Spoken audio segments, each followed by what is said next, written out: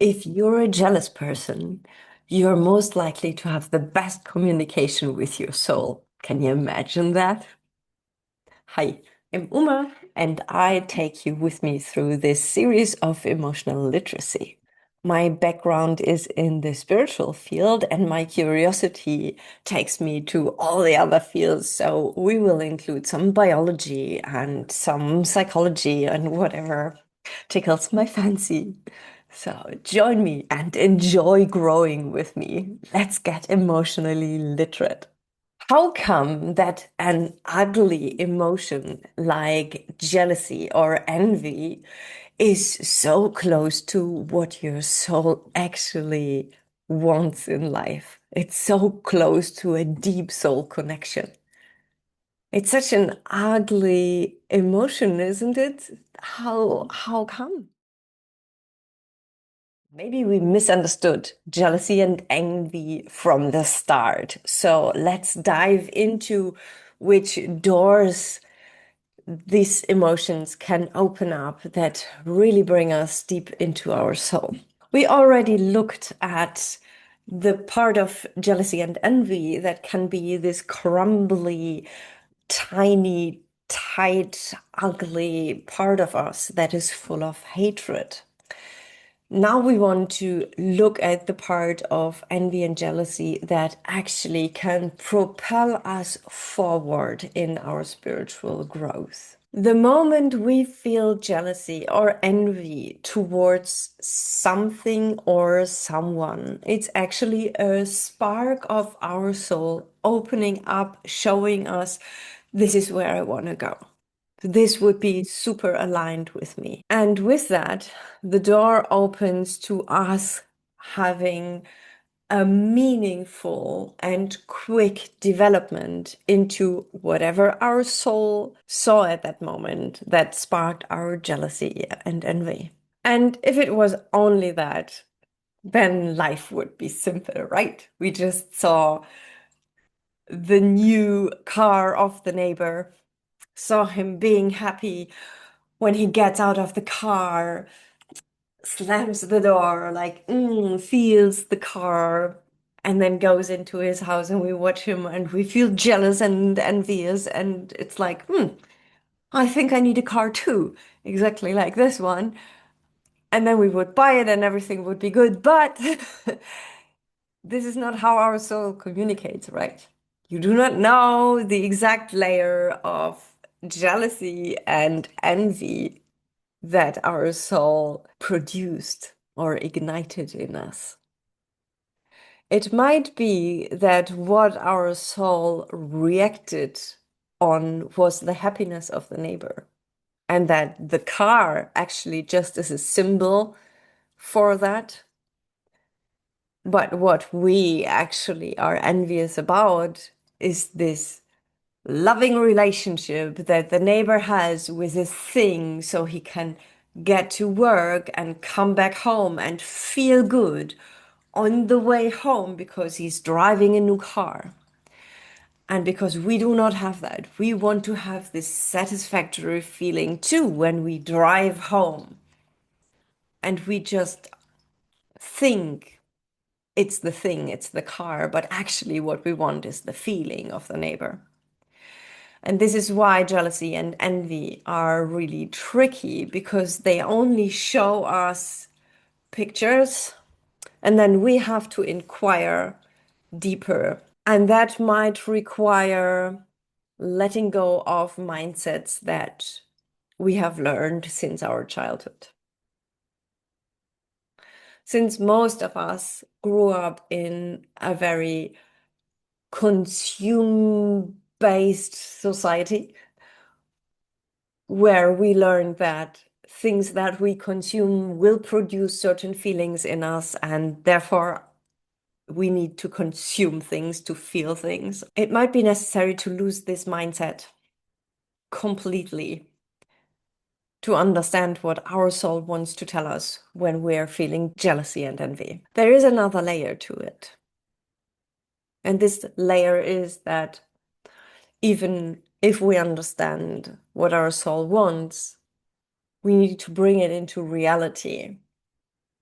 This is a crucial part if we really want to propel us forwards with jealousy and envy.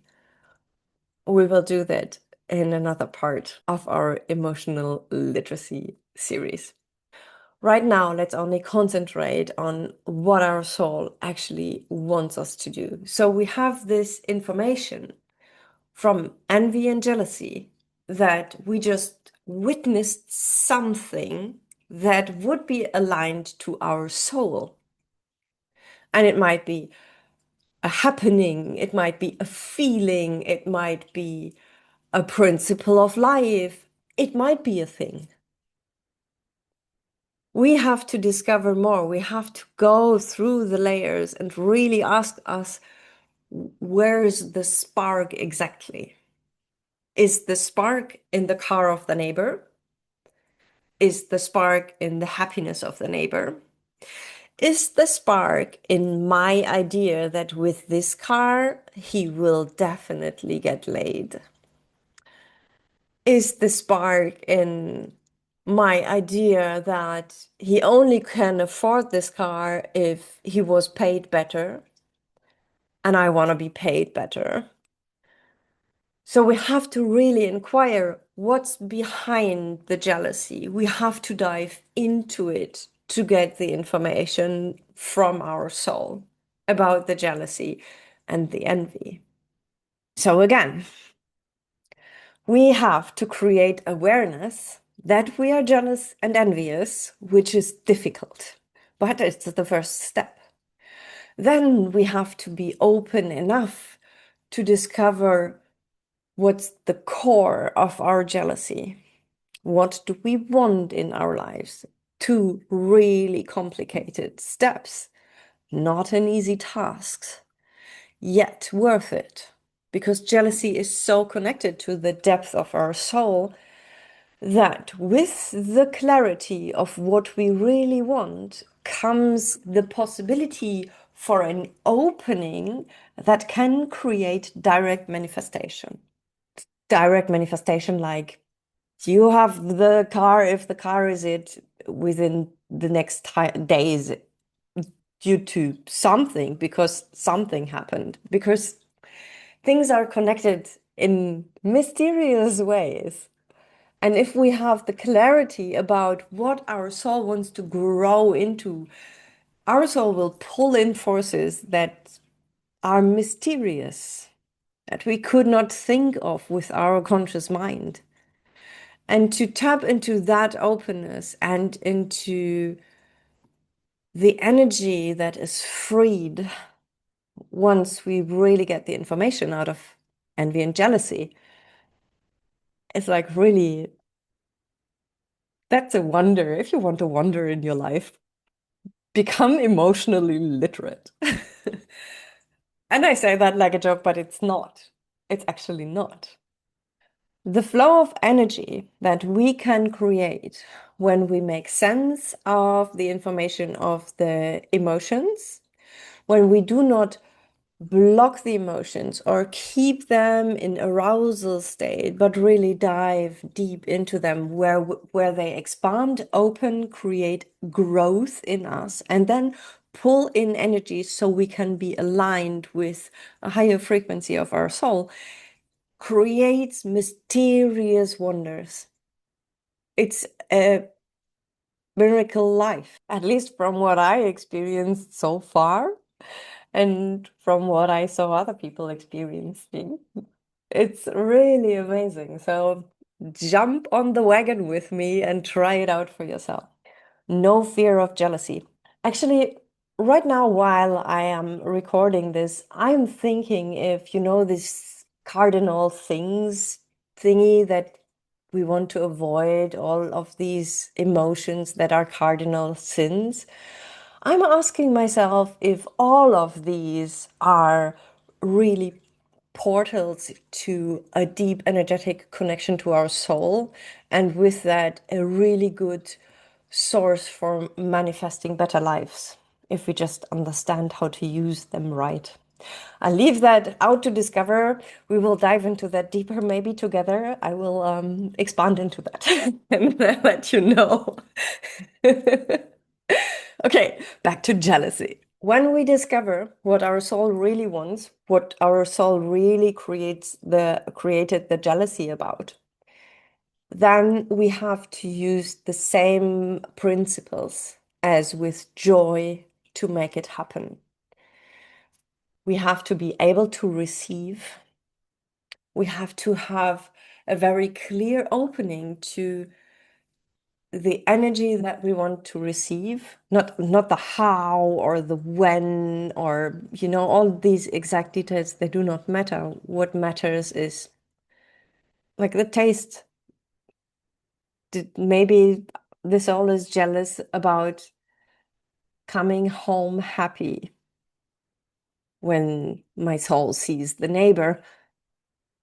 And then this is what I am open to receiving if I really want to use my jealousy to transform. Then I would open myself up to coming home happy.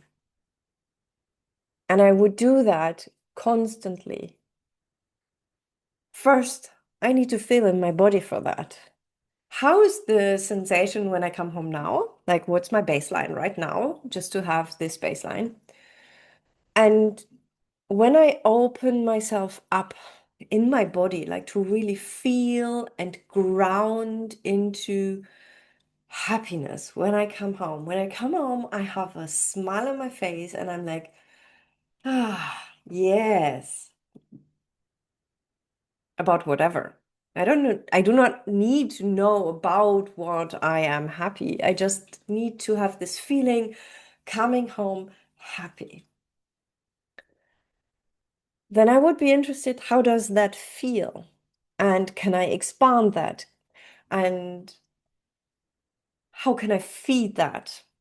So my curiosity and my openness and my willingness to receive will then trigger events that my soul, if that is really what my soul is aligned with, this coming home happy, can experience coming home happy. It's actually a very simple process. Just not that easy, but the process itself is simple. So, first awareness, then we have to discover what's the core of our jealousy. And then we have to use our power of receiving to dive into what our soul wants.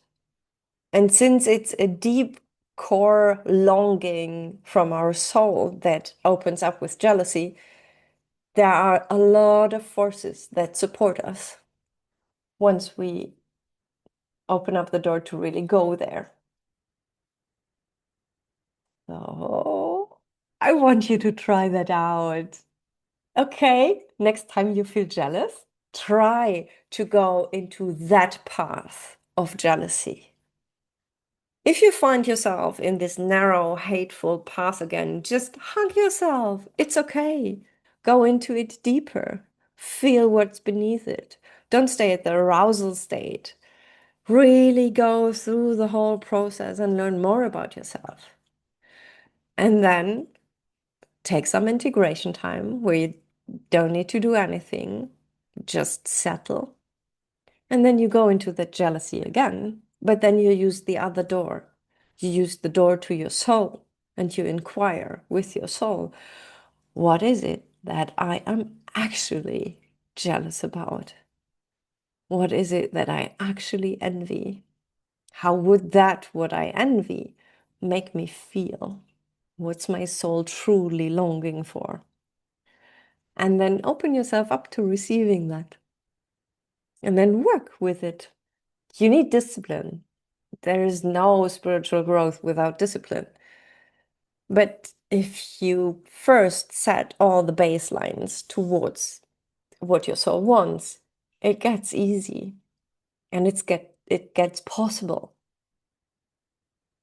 Try it out and let me know how it works.